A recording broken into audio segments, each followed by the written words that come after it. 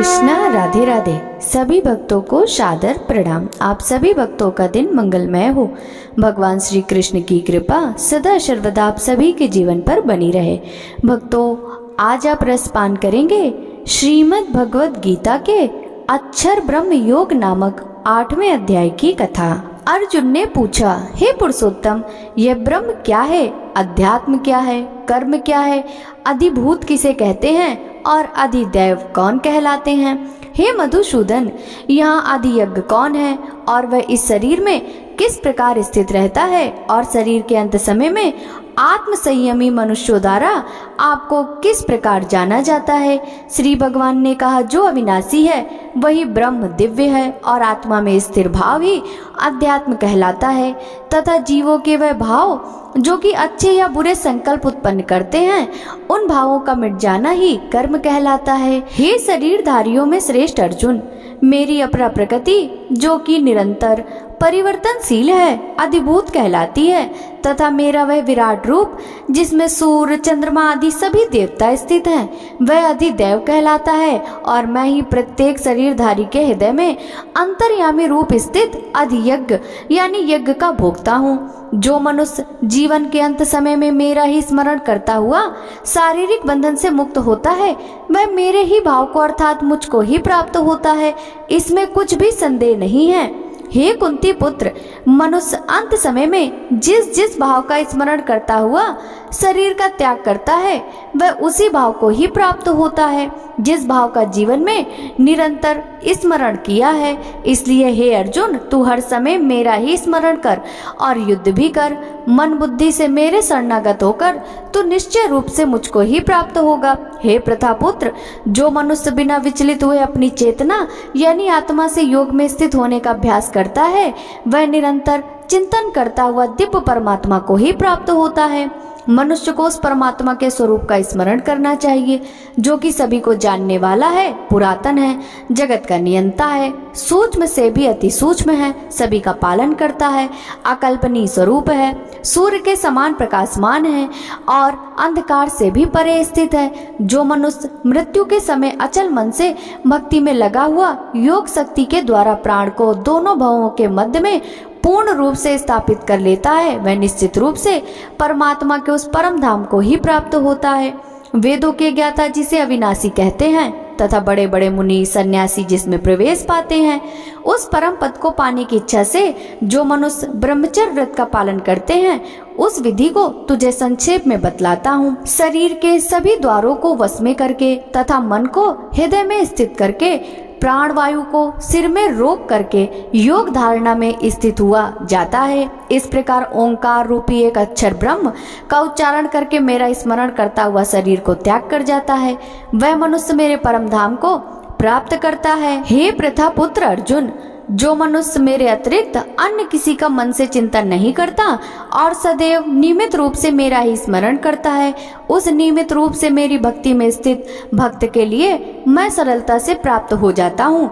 मुझे प्राप्त करके उस मनुष्य का इस दुख रूपी अस्तित्व रहित क्षण भंगुर संसार में पुनर्जन्म कभी नहीं होता, बल्कि वह महात्मा परम सिद्धि को प्राप्त करके मेरे परम धाम को प्राप्त हो जाता है। हे अर्जुन, इस ब्रह्मांड में निम्न लोक से ब्रह्म लोक तक के सभी लोकों में सभी जीव जन्म मृत्यु को प्राप्त होते रहते हैं, किंतु हे कुंती पुत्र अर्जुन, मुझे प्राप्त करके मनुष्य का पुनर्जन्म कभी नहीं होता। जो मनुष्य 1000 चतुर्युगों का ब्रह्मा का दिन और 1000 चतुर्युगों की ब्रह्मा की रात्रि को जानते हैं, वह मनुष्य समय के तत्व को वास्तविकता से जानने वाले होते हैं।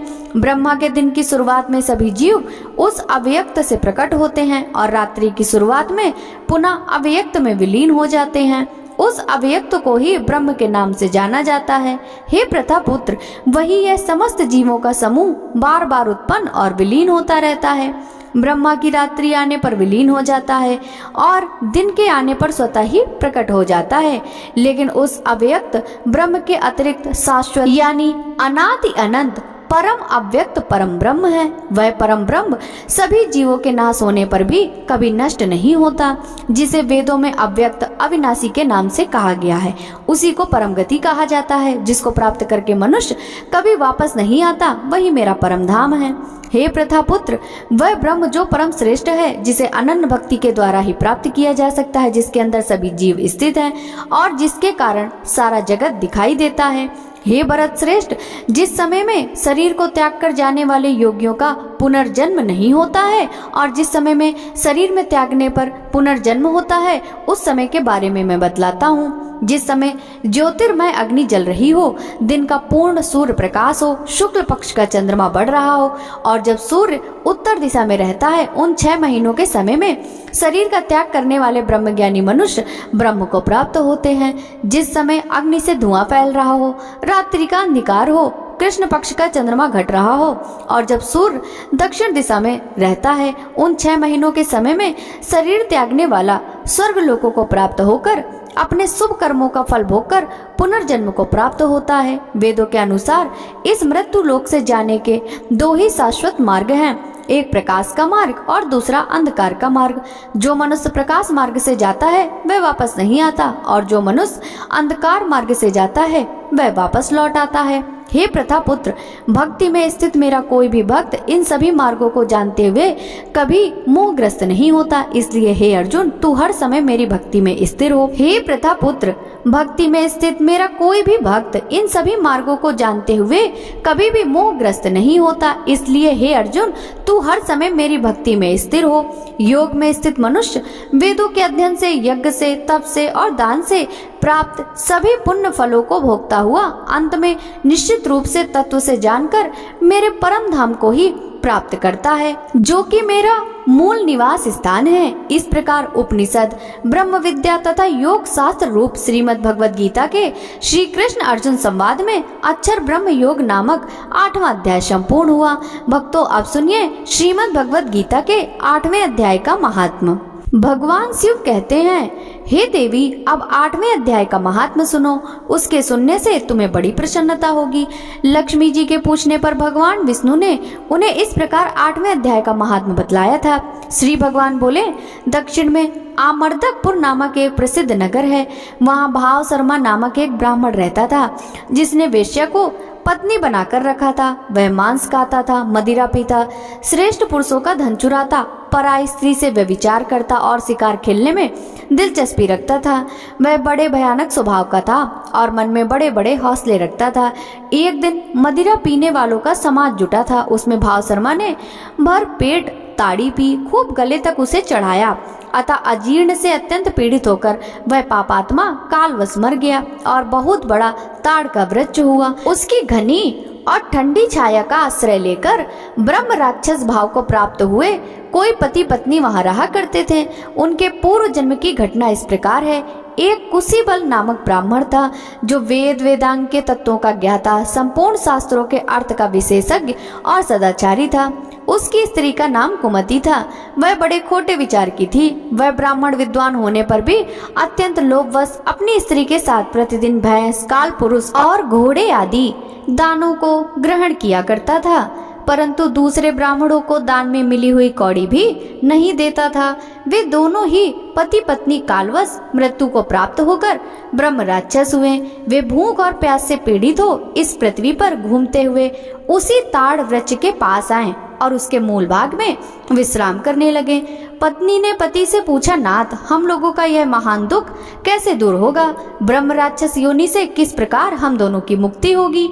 ब्राह्मण ने कहा, ब्रह्म विद्या के उपदेश, आध्यात्म तत्व के विचार और कर्म विधि के ज्ञान बिना किस प्रकार संकट से छुटकारा मिल सकता है? पत्नी ने पति से पूछा, किम तद ब्रह्म, किम ध्यात्म, किम कर्म पुरुषोत्तम? पुरुषोत्तम वह ब्रह्म क्या है, अध्यात्म क्या है और कर्म कौन सा है? उसकी पत्नी इतना कहते ही जो आश्चर्य की घटना घटित हुई उसको सुनो। उपर्युक्त वाक्य गीता के 8वें अध्याय का आधा श्लोक था। उसके श्रवण से वह वृक्ष उस समय ताड़ के रूप को त्याग कर भाव शर्मा नामक ब्राह्मण हो गया। तत्काल ज्ञान होने से विशुद्ध चित्त होकर वह पाप के चोले से मुक्त हो गया तथा उस आधे श्लोक के महात्म से वे पति पत्नी भी मुक्त हो गए। उनके मुख से दैवात ही 8वें अध्याय का आधा श्लोक निकल पड़ा था। तदंतर आकाश से एक दिव्य विमान आया और वे दोनों पति पत्नी उस विमान पर आरूढ़ होकर स्वर्गलोक को चले गए। वहां का यह सारा वृत्तांत अत्यंत आश्चर्यजनक था। उसके बाद उस बुद्धिमान ब्राह्मण भाव शर्मा ने आदर पूर्वक उस आधे श्लोक को लिखा और भगवान जनार्दन की आराधना करने की इच्छा से वह मुक्तिदायिनी काशीपुरी में चला गया। वहां उस उदार बुद्धि वाले ब्राह्मण ने भारी तपस्या आरंभ की। उसी समय क्षीर सागर की कन्या भगवती लक्ष्मी ने हाथ जोड़कर देवताओं की भी देवता जगतपति जनार्दन से पूछा, हे नाथ, आप सहसा नींद त्याग कर खड़े क्यों हो गए?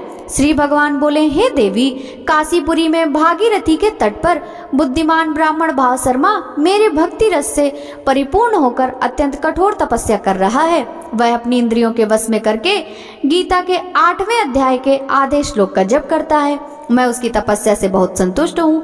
बहुत देर से उसकी तपस्या के अनुरूप फल का विचार कर रहा था। प्रिय, इस समय वह फल देने को मैं काफी उत्कंठित हूँ। पार्वती जी ने पूछा, भगवान, श्री हरि सदा प्रसन्न होने पर भी जिसके लिए चिंतित हो उठे थे, उस भगवत भक्त भाव शर्मा ने कौन सा फल प्राप्त किया? श्री महादेव जी बोले, हे देवी, द्विज श्रेष्ठ भाव शर्मा प्रसन्न हुए। भगवान विष्णु के प्रसाद को पाकर अत्यंत सुख मोक्ष को प्राप्त हुआ तथा उसके अन्य वंशज भी जो नरक यातना में पड़े थे उसी के शुद्ध कर्म से भगवत धाम को प्राप्त हुए। पार्वती, यह 8वें अध्याय का महात्म थोड़े में ही तुम्हें बताया है। इस पर सदा विचार करना चाहिए। भक्तों, श्रीमद् भगवत गीता का 8वां अध्याय संपूर्ण हुआ। कथा पसंद आई हो तो वीडियो को लाइक कीजिएगा। राधे राधे।